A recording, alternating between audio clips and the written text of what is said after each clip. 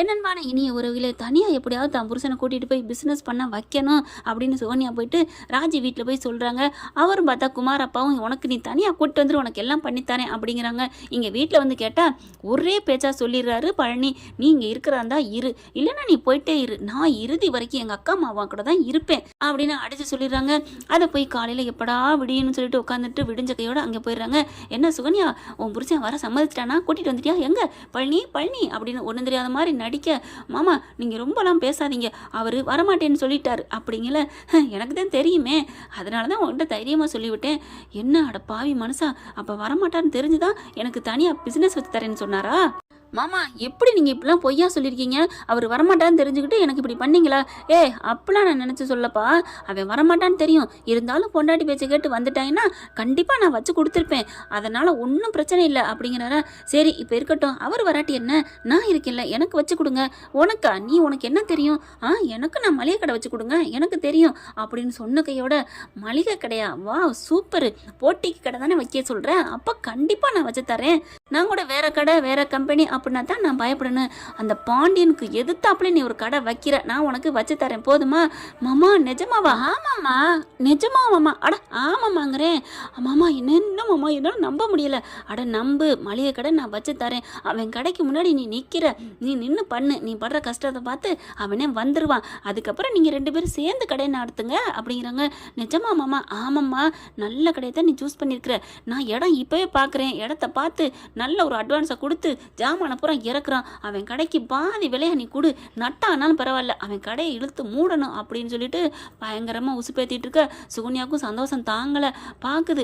ஏங்க இப்படி உங்களுக்கு தேவையாங்க அப்படின்னு சொல்லிட்டு பொண்டாட்டியார் கேட்க, அடங்கிட்டு போடி, அவங்க என்னங்க பண்ணாங்க, நம்ம பிள்ளைய விடுதலை பண்ணி வச்சாங்கல்ல, அவங்களுக்கு ஏன் இப்படி கெடுதல் பண்ணுறீங்க, இங்கே பார் என்ன ஆகிட்டு இருக்கு, என்ன கொதிச்சிட்டு இருக்குன்னு எங்களுக்கு தான் தெரியும், நீ வாயை மூடிட்டு போ அப்படிங்கிறாங்க. அதுக்கப்புறம் அதோட மட்டும் நிற்காம இடத்த பார்த்துறாரு, இடத்த பிடிச்சிட்டு கடைக்கு அட்வான்ஸும் கொடுக்குறாங்க. இவங்க பார்த்துட்டு இருக்காங்க, என்ன இவன் ஏத்தாப்புல வந்து கடையை பிடிக்கிறான், ஒன்றும் புரியலையே அப்படின்னு இருக்கல. பார்த்தா ஜாமான் பூரா வந்து இறக்குறாங்க. என்ன மளிகை ஜாமானா மறுபடியும் இறக்குறான் அப்படின்னு பார்த்தா எல்லா ஜாமானையும் இறக்கிட்டு இறக்கட்டுறாங்க.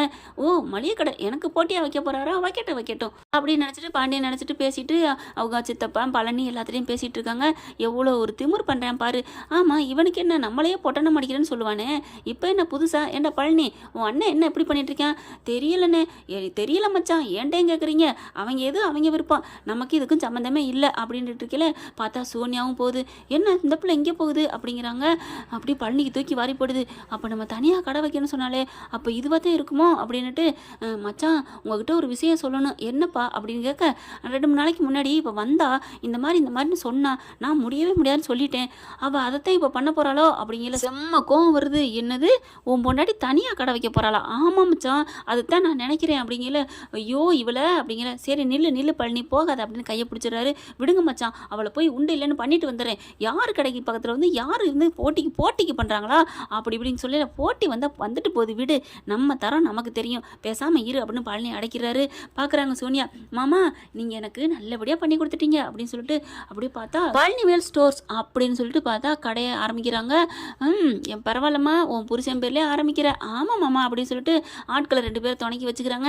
வாங்க எல்லாமே பாதி வேலை அப்படின்னு சொல்லிட்டு கூவி வித்துட்டு இருக்குது. செம்ம கோவம் வருது இவங்களுக்கு. பழனிக்கு, நீ வீட்டுக்கு வாடி, உனக்கு இருக்கு கச்சேரி அப்படிங்கிற மாதிரி நினைக்க, நான் உன் வீட்டுக்கு வந்தா தானே அப்படிங்கிற மாதிரி சுகன்யா சொல்லிட்டு இருக்கு. மச்சான் அவள் பண்ணுறதுக்கு நீங்கள் எதுவும் தப்பாக நினச்சிக்காதீங்க, அட விடுடா, பண்ணிட்டு போகுது விடு, உனக்கு நல்லது நடந்தால் எனக்கு சந்தோஷம் தான் மச்சான், அதெல்லாம் முடியாது, நான் அங்கே போகவே மாட்டேன், நான் இங்கே தான் இருப்பேன் அப்படிங்கிறாங்க. ஐயோ என்ன நடக்க போகுதுன்னு ஒன்றும் புரியலை அப்படின்னு வந்துக்கிறாங்க. வீட்டுக்கு வந்து எல்லாத்தையும் சொல்கிறாங்க. கதிர் எல்லாருமே துடிச்சு போகிறாங்க. சோனியா அன்னைக்கு வரட்டும், அவள் என்ன நடிச்சிட்டு இருக்கா அப்படிங்கிற பார்த்து எல்லாரும் ரெடியாக இருந்துட்டு இருக்காங்க. சோனியா பிள்ளையும் வருது. வந்த கையோடையே நில்லடி அப்படிங்கல. என்ன தாச்சி அப்படின்னு வரையில, என்னடி புதுசாக கடை திறந்துருக்க? ஆமாம் தாச்சி, உங்கள் தம்பி இனிமே ஒரு பெரிய மளிகை கடைக்கு ஓனரு, இனிமே ஒரு வேலைக்காரர் இல்லை அப்படிங்கிறாங்க. அவன் ஓனராக இருந்தால் சந்தோஷம் தாண்டி, ஆனால் நீ என்ன பண்ணிட்டு இருக்க அப்படிங்கிறாங்க. என்ன பண்ண தாச்சி? என்ன யார் மூலமாக அந்த கடை வச்சது? ஆமாம் நீங்களும் வாங்கி கொடுக்கல, அவங்க அண்ணன் அவங்க தம்பிக்கு பண்ணி கொடுக்குறாங்க, இதில் என்ன தப்பு இருக்குது? நான் இதில் என்ன தப்பு பண்ணிட்டேன்? எல்லாருமே அவங்கவுங்க புருஷன் நல்லா இருக்கணும் தானே நினைப்பாங்க அப்படிங்கல. செந்தில் அப்படி பார்க்குறாரு. என்ன செந்தில் தம்பி சொல்லுங்க. ஆமாம்மா அத்தை, ஆமாம் அத்தை, நீங்கள் சொல்கிறது சரிதான் அப்படிங்கிறாரு. ஏன்னா செந்தில் அப்படி ஆளுங்கிறக்காண்டி கரெக்டாக காய அவங்ககிட்ட போய் நகர்த்துது சுகன்யா. பார்க்குறாங்க பாண்டியன், ஒன்றும் பண்ண முடியலை.